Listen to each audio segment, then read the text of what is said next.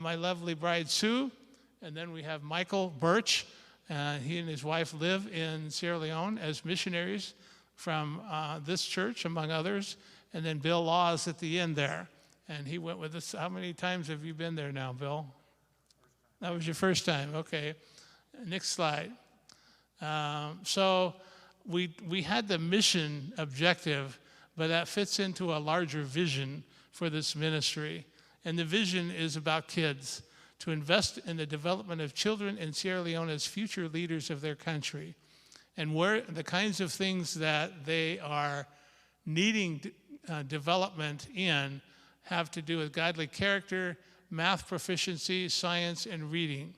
Now you think godly character would be sort of obvious, but there is a phenomenon as we train children in Christian education school and Christian churches and Christian schools, that they will learn about Jesus, they'll learn the love of the Savior, they'll learn about all of the Christian principles, and then they go back to the culture. They go back home and they live in the same culture, and the culture has a powerful influence, as our own does, over our behavior. And so our interest in this property is to isolate our kids from the culture for an extended period of time, and to equip them academically in math and science, which have traditionally been very weak subjects in that culture. It's an oral culture. And then reading, as a discipline of reading, is just something you need a discipline you need to have really to be successful in anything. And our investment is in professional and vocational training. We want our students to be doctors and lawyers and teachers and pastors, to be builders and business people in Sierra Leone society into the future. Next slide. So this is the Google shot of the property that we'll be talking about, and I will let Michael pick it up from here. Michael, you got it, right? Yeah. Could go to the next slide. So here we have the plan for that property you just saw. We're putting in the Bible Institute there in the middle, just above the soccer field, or to the left of it. And then below that is going to be the new homes for the orphanage kids. We're moving them into smaller accommodations, so it's more of a family home style as opposed to dormitory, institutional type living, just so they can have more of a family knit upbringing that way. We'll also have housing for teams up in that top left corner. So we started this in February when we were there. Next slide. So we hired a dozer and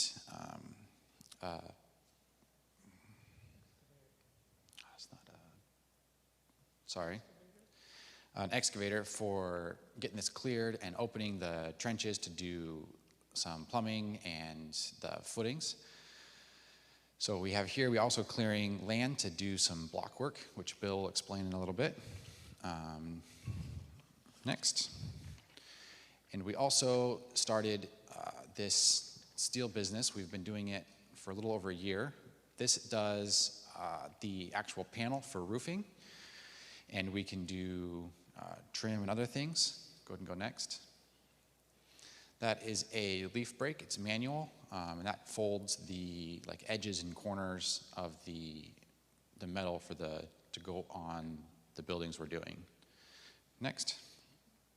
This is that C and hat channel that Jerry mentioned earlier. It provides us with structural bones, so we can put up full buildings, we can do truss work, we can do all of that structural part of the building. Next. And this is what it looks like when it comes out. That is C in the front and hat in the back. You use them for different parts there. You can see on this next slide how it goes together in a truss. We run top and bottom pieces and then just put the hat on the middle and screw it down, and we can make our own trusses that are straight and square and true, and as opposed to the sticks you'll see everywhere else. And then the next one is an automatic press brake that was sent and we unloaded with this team. It is computerized, so it adjusts everything automatically, and you can do stuff 10 times faster than the other way. And it also does 14-foot instead of 10-foot pieces, so it is just more efficient.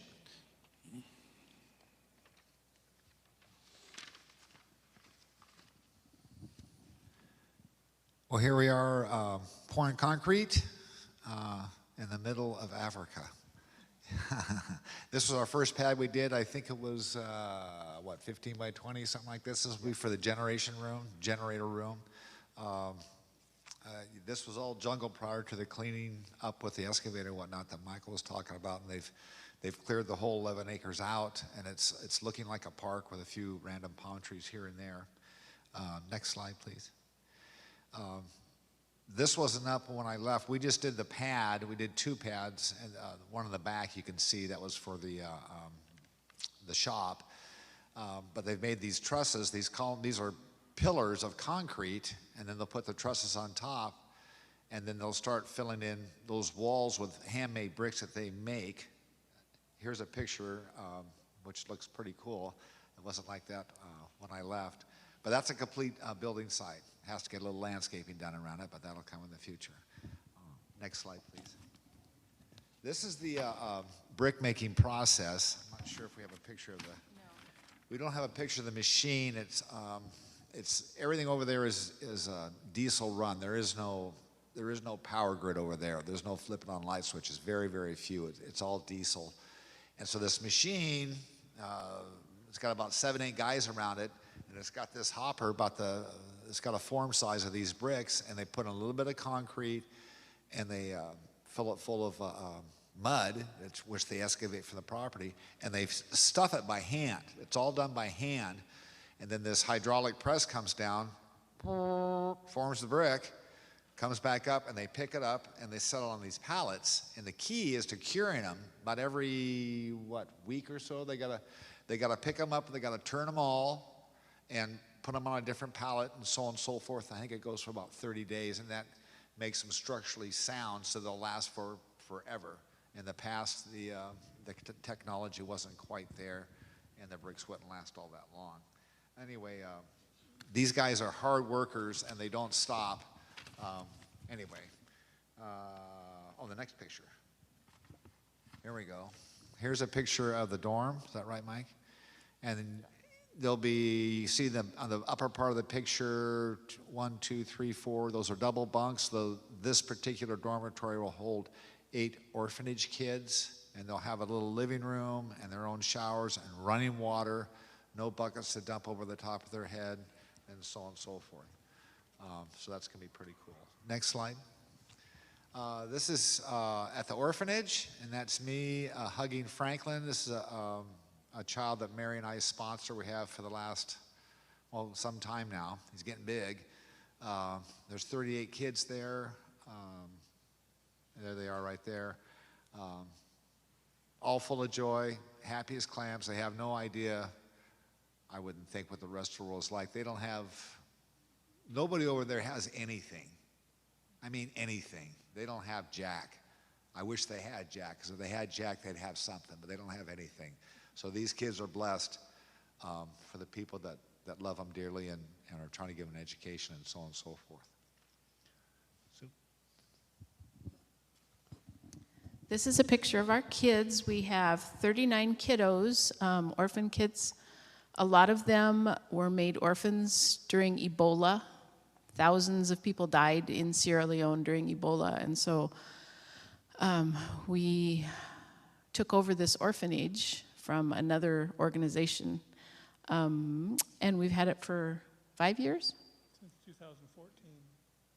Oh. No, 15 we started officially. Yeah. We have 19 boys and 20 girls, and the oldest ones are 19 maybe now, something like that. They go to school there. We have a school for them.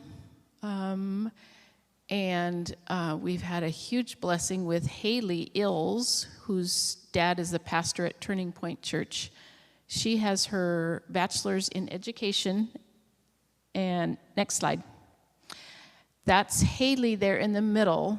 And the week before we got there, she had the brilliant idea to have a market day. So the older kids thought up something that they could make and sell. And then they had a market day, and the kids went around to various little booths and sold their wares. And it was a huge success. The kids had a blast, and they learned about capitalism and money and that kind of stuff. So it was a fun day for them. Next slide. One of the gals that went with us, one really special thing about this team where there were so many relatives. Jerry's cousin is a pastor in Sunnyside. He taught at the Bible Institute. Jerry's brother and wife live in Washington. They went.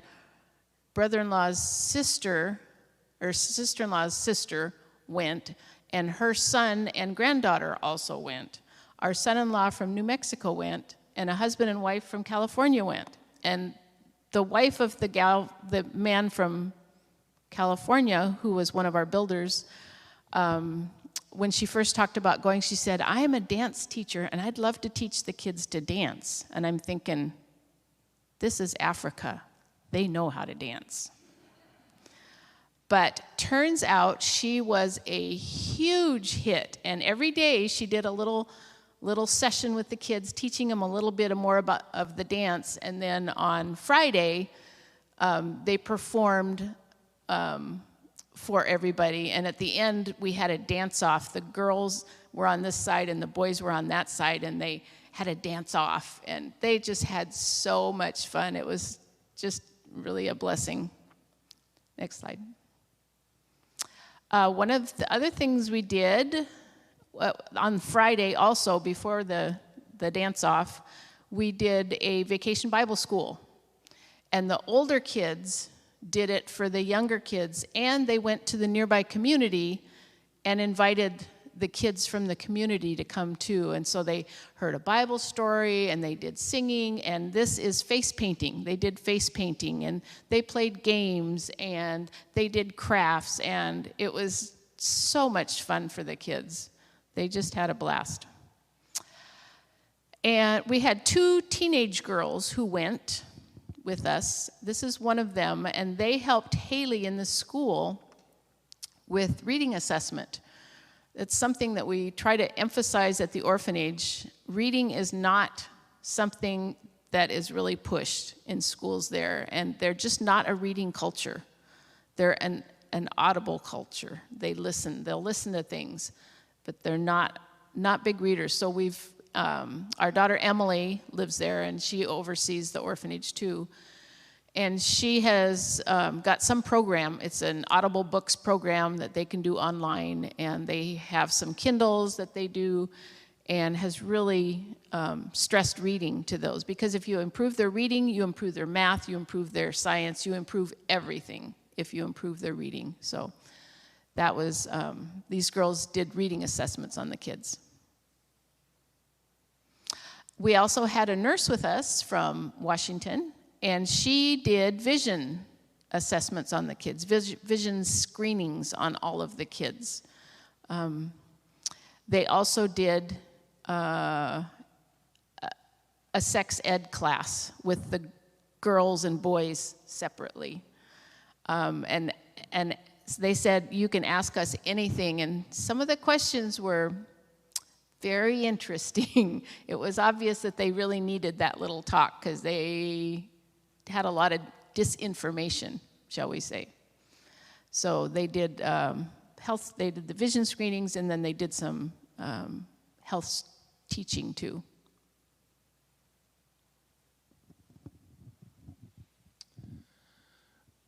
This is Sue and my son-in-law, Aaron.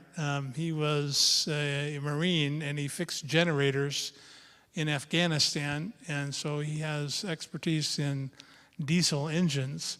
This is a tractor that we sent to Sierra Leone probably 10, 12 years ago, and it has suffered the worst for wear, having been outside.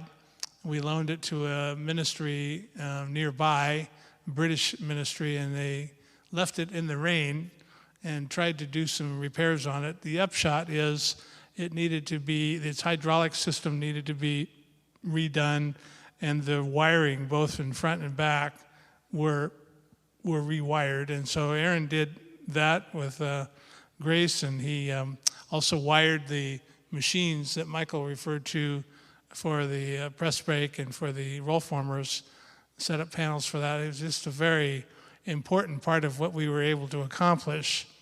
In a few minutes, I'll talk to you about an agriculture opportunity that we have in Sierra Leone, and that tractor will play a pivotal part in that. Next slide. This is Riley. He's also from Sunnyside. He was what I would call a artisan welder. Did TIG welding, he welds aluminum, and he does very specific, has a very specific skill in welding. And I got this picture of him when he came in for a break. What he has on his chin there are not whiskers, that's dirt. And he had goggles on, and so he looks like he's got a mask on while he was coming in to get a Coke. And so I got his picture. He was a fun guy. Next slide. This is Pastor Nathan Zakahi from Sunnyside, and he is teaching he's teaching a Bible Institute. He's teaching, I believe it was New Testament Survey. I don't think I got that right. Go ahead and stay back there if you would. And so we send a faculty person every month to Sierra Leone to teach a class in the Bible Institute. And the objective is that once they've completed 2 years, each year being 9 months of a week-long class. So a week-long class would be 30 contact hours, would be 3 credit hours in a Bible school. And so they get 3 credit hours for each class, 27 a year. We do 9 months in the year, and 2 years is 54 credits, which would be comparable to getting a Bible certificate over at Corbin. And so we teach our pastors how to preach. We teach them how to cut it straight. We teach them how to study the Bible, how to apply it from the pulpit, and to help people understand in their own culture. And so Nathan is there teaching this class. You'll notice they're in a kind of a big room. That's a church. That's a church in Waterloo. It's not too far from our headquarters. It was the second community where we started a church.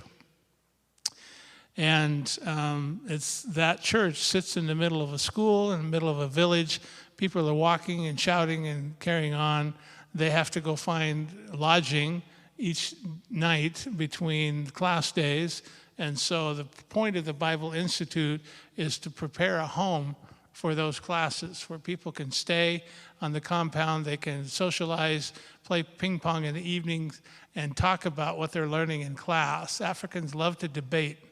And so our hope is that as people receive instruction in these classes, that they'll talk about it with each other and begin to cement those principles, not only in their own lives, but in their pulpit ministry. So the Bible Institute is key to what we do in Sierra Leone. We want to plant 100 churches, and we have about 25 now, and we want those pulpits to be filled with qualified pastors. And so that's what the Bible Institute is about. Next slide. This is a business school, and we started this as an experiment this year. There are 3 groups we actually started with 5 groups of 3. And the deal is that one of the people in the group has to be a graduate of the Bible Institute. And then they'll add 2 more people from their community, and they will come and learn business principles, business ethics, business accounting, how to market, how to organize a business. And I taught this class, was on business planning, completed it this past February. And you'll see it's actually more than 3, but there's the guy in the front here in the red shirt is named Nicholas. And that's his son sitting in front of him, a very cooperative kid. They apparently didn't have childcare, but he was a great kid and was quiet the whole time.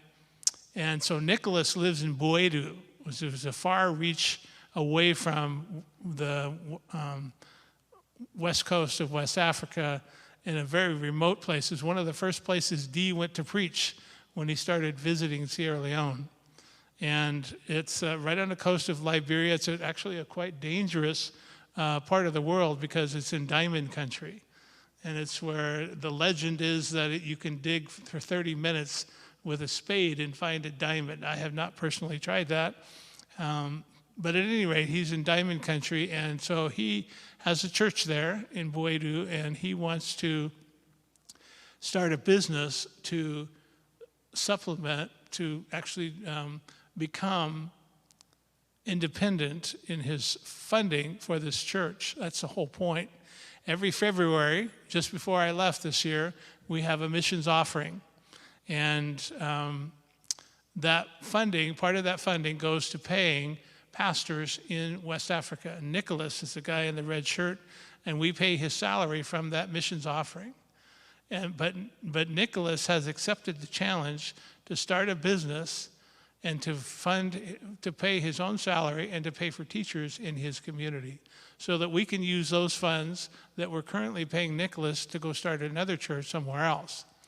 Well, Nicholas is kind of a fun guy, and he's in a situation where they have gas delivery twice a month.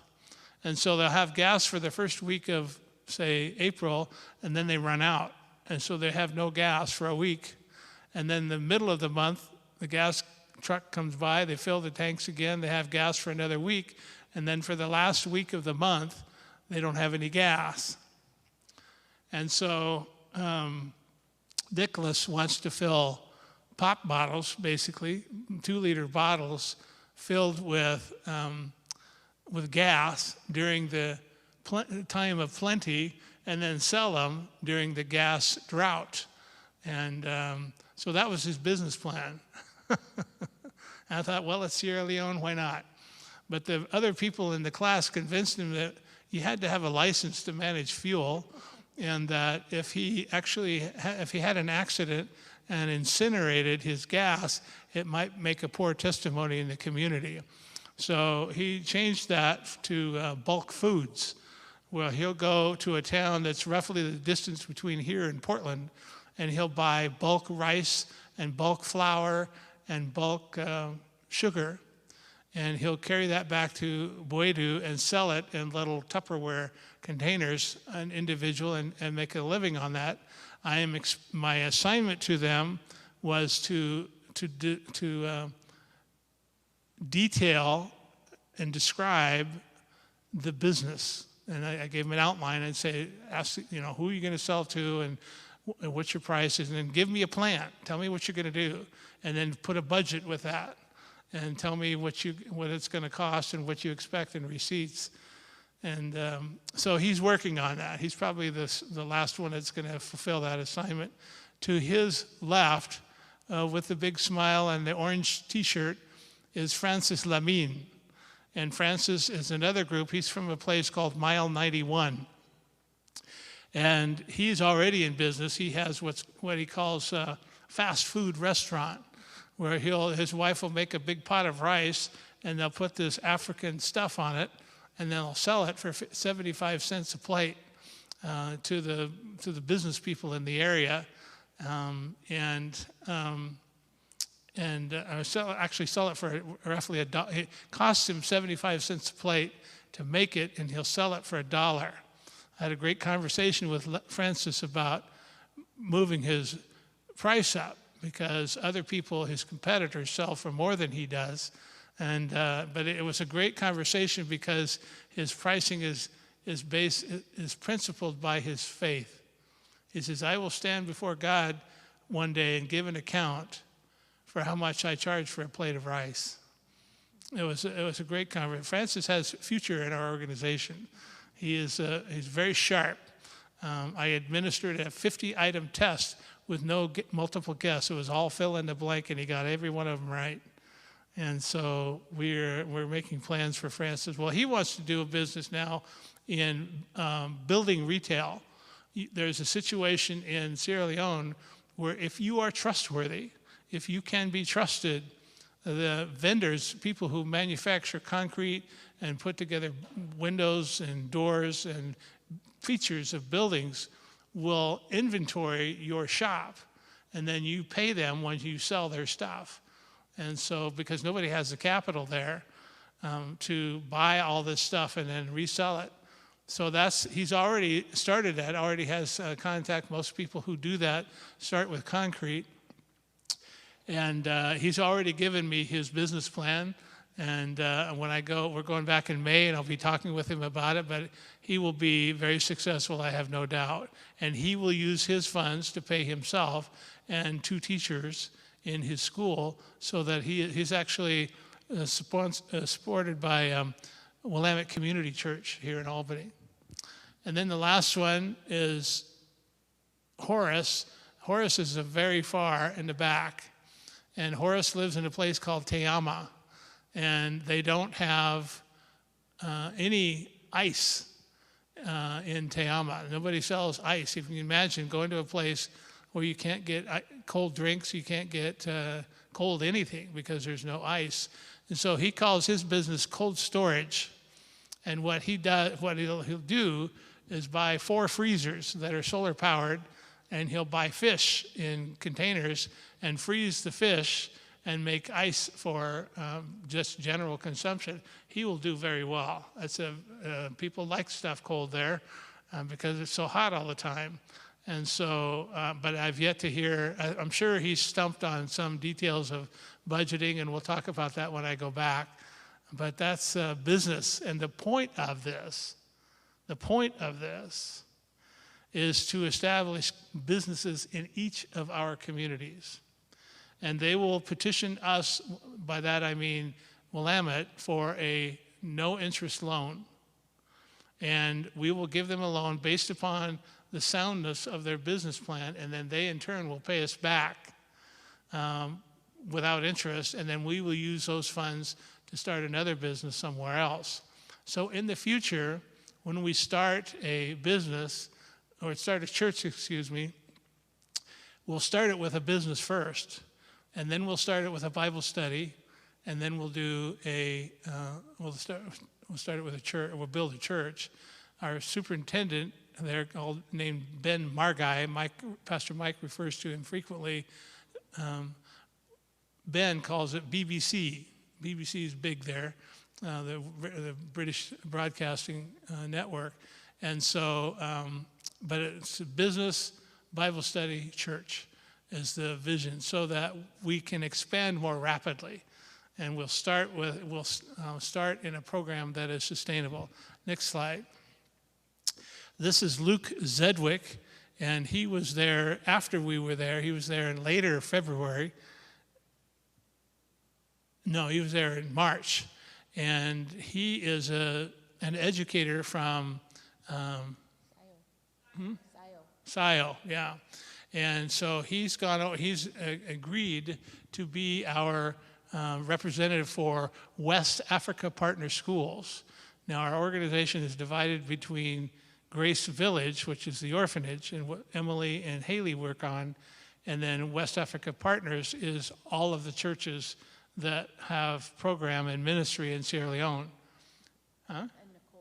And Nicole, yeah. Well, Nicole is there to do what Luke does just for Grace Village, but I'm hoping to get them to work together and to expand the ministry to our kids. You recall our focus is on our kids, and our vision is to develop champions for Jesus Christ, emphasizing godly character, reading skills, math skills, and math, science, and reading.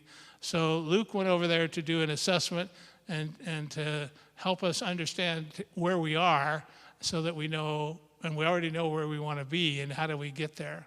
And so I'm really pleased with his. This is Haley. She was working with Luke while he was there. They did a teachers conference together. They did a leadership conference for schools, for principals. And so there's a long way to go, but I tell Haley every time I see her, you are key to what we do here, to get these kids equipped to compete in a global economy and to be representatives of faith to their countrymen and to be supporters of their church. Okay, I have one more slide. This is a funny slide. This is Andrew. Andrew Klein is from Auburn, California, and he's a contractor. We had, I think, 3 contractors there with us, and he was one of he was doing project management, and he's got a crayon in his right hand there, and he's filling out a document that the U.S. government requires, promising that you haven't been exposed to COVID.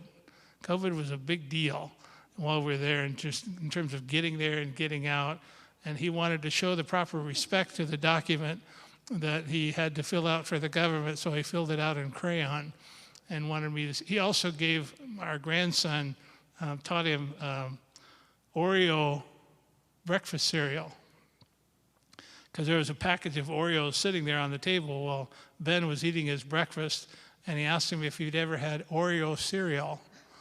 And Ben said, didn't know what that meant. So he got a bunch of cookies and just crumbled them up into a bowl and said, go put some milk in them, and that's Oreo. That kid was on a sugar high, I'm sure, for the rest of the day. Next slide. This is Deborah Momo, and she is our second medical student. In effect, she is the second manifestation of our vision, because she is going to, you can send a kid to medical school there out of high school for 6 years and pay $2,000 a year for 6 years, and they come out as a doctor. And in exchange for that, we ask them to give us 6 years of service to our various churches and communities as a physician. Deborah wants to be a specialist. She asked, if I finish medical school, will you help me be a surgeon? I said, you bet. And so, but this is exciting to see this effort that we've put together actually being revealed in kids. We've got 4 more kids in the queue. We ask our medical director there, Dr. Margaret Toure, to evaluate kids for their ability to assimilate science principles and math and study habits. And then we look to their church to help us understand godly character, because we're going to put a significant investment in these kids, and we want the return to be sound. One more thing, and then I'll pass the mic again. Next slide. This is Isheka. Isheka is a Muslim imam in a community called Mabaro. And he called Ben, our superintendent of churches, about 2 years ago. He's become friends of Ben. And Ben takes him to church with him, which is highly irregular in that culture. Ben believes that Isheka is going to become a believer. And what's fun about Isheka is that he was trained in Saudi, but he worked with U.S. GIs during the Iraq War, and his English is impeccable. And I can understand everything he says. So Ben took me to this community called Mabaro, and he set the whole thing up, Ben did, so that there was dancing kids and dancing women, and there was a big party, and they all had signs, and because we had already started the church then. Ben had called me and says, Isheka wants a church in Mabaro, which is in the Port Loco district, which is 100% Muslim. I said, do it. We'll find a way to pay for it. Put a church in there. So he sent a very effective pastor up there, started a church. I think they met in this. This is a little community center. And so I met Isheka for the first time. And we're having a conversation. And in this conversation, I'm asking him, do you have a well? He said, we do, but hasn't worked for 5 years. So I took a picture of the well, and I took it back to our engineer. And he looked at the picture. He said, that's a hand-dug well. It's about 35 feet deep, and it doesn't work because they don't maintain the pumps. I said, I want you to send a crew out there and drill a proper well. Went down 75 feet and encased it in concrete so they have water year-round. And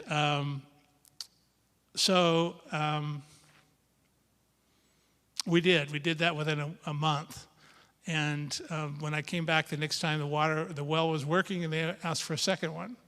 I met a lady named Sally. I don't see her in this picture, but she is a Christian who is a descendant of the ministry of Charles Wesley. That's the 19th century, where the Christian ministry initiated with Wesley as missionaries and was still evident in this largely 100% Muslim part of the country. She'd been praying for a school, and she had actually contributed to the development of a school. It was this ramshackle shack that we were able to finish for her, and to compensate her teachers. And later, the headman from the same visit gave us 3 acres of land.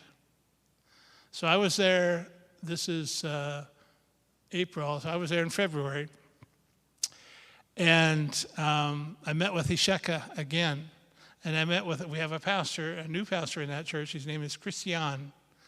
And they're on 3 acres. And I'm looking at this land, and I'm looking at the rocks and the stumps in this land. And I said, can you farm this land? And they said, we do. But they do it like they did in the Old Testament. They just scatter seed. And whatever comes up, comes up. And they compete with the weeds. They compete with the stumps and the grass and the rocks. I said, if we could clear this land of all this debris and we put a well at the top, could we irrigate this and get better crops? And could we use that to pay the pastor, pay the teachers at the school so that they would become self-sustaining? They said, we'd love to do that. And so I went home and went back to a hotel and penciled it out and determined we need 20 acres to make it pay. So I said, before we left the country, I said to Ben, bring Isheka back. And I said, would you let us borrow under a memorandum of understanding 20 acres? Isheka said, I'll give you 500 acres. And since then, just as of yesterday, I heard from Ben, we're getting a memorandum of understanding from Isheka where they're going to give us 17 acres of land. And then we will in turn clear it. We'll put in a well for irrigation purposes. But this is a different manifestation of business as missions. Business, Bible study, church. Except that we've already got the church, but we're using this ministry to expand that concept. Now, I wanted, before we get finished here, we just have a couple more minutes. I wanted to ask Michael here, now you live there full time, and maybe you could tell us a little bit about how you're doing for support and how we can assist that. So my wife and I moved there in 2017, and we've since had 2 children, and our budget has had to adjust a little bit. So we are currently about 50% of the support we need to be there long term. And we'd love to have you guys partner with us. If you're interested in that or want to have more of a one-on-one meeting, there's a sign-up sheet out in the back, in the lobby here, on that round table, and prayer cards. And we'd love to get a chance to sit down with you and answer more questions, or if you're interested in supporting us, that would be great. Yeah. Michael originally went to be our mechanic, and that's still part of his job description, but he will be also running those machines, the roll former and the 2 roll formers. I don't know if we got into the press break yet, but so he's going to be operating that factory. And we have enough steel not only to build all those buildings on the site plan, but some to sell, again, to supplement the ministry. So he has a key role in the ministry there. His wife, Nicole, is having conversation with us about managing logistics for teams. It takes a lot of planning to bring it. This team of 24 people, they have to eat, and they have to sleep, and they have to move around. And there are things that we need them to do, which requires preparation. And so Nicole has agreed to pick up that function for us. And so Michael and Nicole have a pivotal role in the ministry there. There's a couple of brochures on the round table in the lobby. And so we'd welcome any, this ministry is the one we have a great deal of passion for. We recognize it's not everybody's ministry, and so there's certainly no compulsion. But if God is leading you, if God is touching you in participating in this great work, that's happening in Sierra Leone, we'd encourage your participation. Now, Rich, I think we've got a couple minutes. Frankly, I didn't expect that, but let's take a couple of questions if anybody has something they want to ask.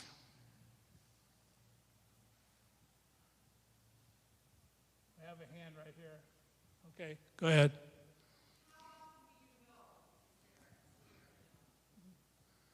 How often do you go?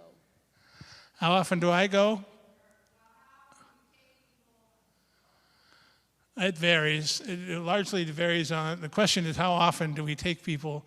I'm going to be planning to go, I think, 3 times this year. And we'll take a team, like we're taking a construction team because construction is our effort. I'm trying to organize a medical team. I'd like to get a medical team. We used to send medical teams all the time. In fact, we stopped with Ebola, but it seems to have cleared and settled enough. So the frequency of teams just depends a lot on what needs to be done, what the interest is, and the leadership capacity that we have here to lead it. I'm curious about language. Are you using English or what's? Sierra Leone was a British colony, and they received emancipation from Great Britain in 1963. There are, I think, 19 different tribes that all have their own language and dialect. 3 of the principal languages are Mende and Temne and Sherbro, which were the languages of slaves in America. In fact, slavery, slaves to the U.S. and the West Indies largely came from West Africa and particular in Sierra Leone. So they speak English, and English is the formal trade language. I don't understand a lot of it, but they understand me for the most part. And so unless they're just real provincial, live out in the country, and don't read English or never studied English, they can usually understand us. I'm told they listen to the BBC. I just had to share this one fun little sentimental thing. Like Jerry said, we had 3 contractors that went. And one of them had lost his brother recently this year. And he took his hammer and had it put in the concrete pad that was poured. And Jerry's brother actually had put the roof on the house where our daughter Emily and Peter live now, there at the dam. And Jerry's brother put that roof on, and he passed away 6 years ago or so. And so his wife sent a tool of Jerry's brother Dave's, and that also was put in the foundation, which was kind of cool. Got one over here.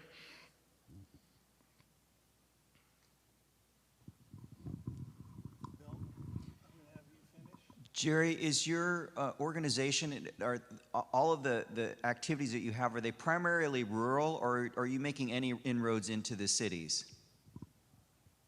I would say mostly rural. Our headquarters are located in the suburbs of Freetown, the major city, the capital city. And so in some respects, we have a church there, and it is more rural. We have several churches in larger cities. But a lot of the new church plants will be in small communities with attendance of anywhere between 20 and 50. What are the main barriers to getting into the cities? Main barriers to getting lost the last word. Well, to getting the ministry expanding into the cities where the main population is. Corruption. Getting anything into the country is. The ports are corrupt, the officials are corrupt. We get stopped on the main roads, just traveling from one point to the other because the police are looking for a bribe. The corruption is probably the thing that most irritates me in doing ministry there, but I just have to tell myself I'm not doing it for them. We had sent a container from China, and the bill of lading document that arrived in Africa it had our name on it, but it also had the name of another company. And we were told by the customs official that we had to pay $500 US to get the other name removed from the bill of lading. That meant that the corruption had to begin in China, because that's where the document came from. They had a partner in Sierra Leone, and somehow they were in cahoots. And so I told Peter, who managed that, I said, this money has been given to God, and you are stealing from God, and I don't wish to be in your position. So, I mean, that was just my way of getting a dig in, because the other option is they'll just chuck the container over the side of the boat into the harbor, and you never see it again. We have one more question.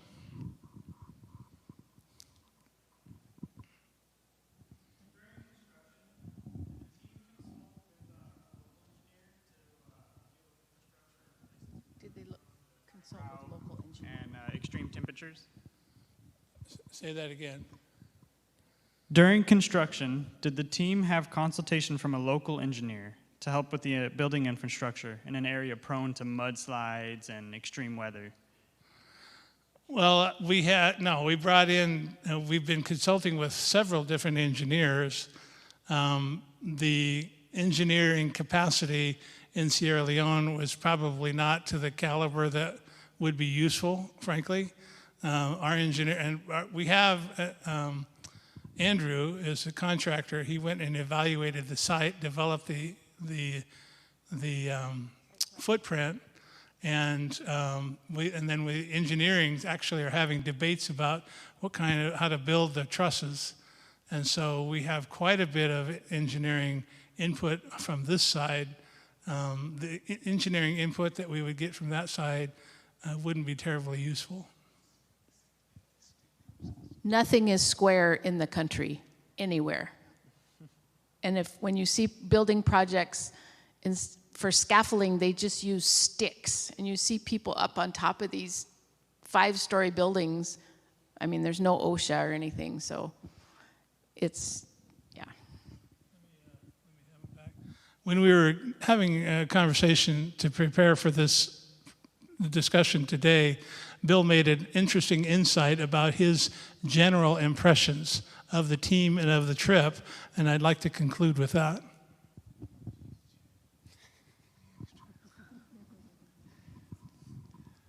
Well, one, I had a fantastic trip going over there. And I thank the church so much for the support they give to Lamine International. But there was two things, I mean, there was a whole list of things that were profound through the 9-10 days we were there.